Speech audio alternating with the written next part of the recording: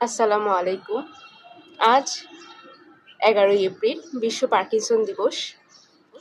এই দিন এই দিনটি শুধুমাত্র একটি রোগকে স্মরণ করা নয়, বরং হাজার হাজার মানুষের প্রতি সম্মান ও শ্রদ্ধা, যারা প্রতিনিয়ত যুদ্ধ করে যাচ্ছে এরকম একটি কষ্টসাধ্য, নীরব এবং দীর্ঘস্থায়ী রোগের সাথে। পার্কিনসন ডিজিজ একটি নিউরোলজিক্যাল প্রবলেম। এই রোগে মস্তিষ্কের একটি স্পেশাল অংশ সাবস্টেন্সিয়া নাইগ্রা সেটা ক্ষতিগ্রস্ত হয়।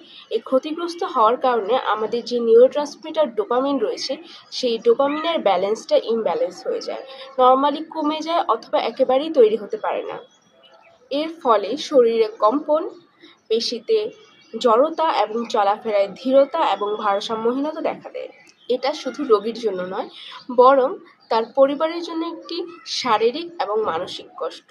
রোজকার সহজ কাজগুলো হয়ে ওঠে চ্যালেঞ্জিং, যেমন চামচ ধরা, ঠিকমতো দাঁড়াতে না পারা, ভারসাম্য ধরে রাখতে না পারা, সবকিছু একটা চ্যালেঞ্জের মতো হয়ে যায় এবং সবকিছু করতে আমার একটা মানুষের প্রয়োজন হচ্ছে। পার্কিনসনের কোনো স্থায়ী চিকিৎসা নেই, তবে উপসর্গ কমানোর জন্য কিছু প্রক্রিয়া রয়েছে: ওষুধ, ফিজিওথেরাপি, স্পিচ থেরাপি এবং কিছু ক্ষেত্রে ডিপ ব্রেইন স্টিমুলেশনের প্রয়োজন পড়তে পারে সার্জারির মাধ্যমে। প্রাথমিক অবস্থায় ধরা পড়লে রোগীর জীবন আরও সহজ করে তোলা সম্ভব।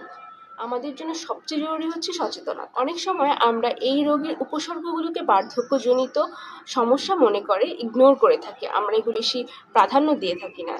কিন্তু সময় মতো চিকিৎসা পেলে রোগী সম্পূর্ণ সুস্থ হতে পারে এবং পার্কিনসন মুক্ত একটা দেশ আমরা গড়তে পারি। এই পার্কিনসন দিবসে আসুন আমরা তাদের পাশে দাঁড়াই, তাদেরকে জানি, শিখি এবং তাদেরকে সর্বোচ্চ লেভেলের চেষ্টা করতে পারি একটি নর্মাল জীবনযাপন করার। প্রতিটি সহানুভূতির কথা এবং প্রতিটি সহায়তা একটি পার্কিনসন ব্যক্তির জীবনে আনতে পারে শক্তি, স্বস্তি এবং সাহস।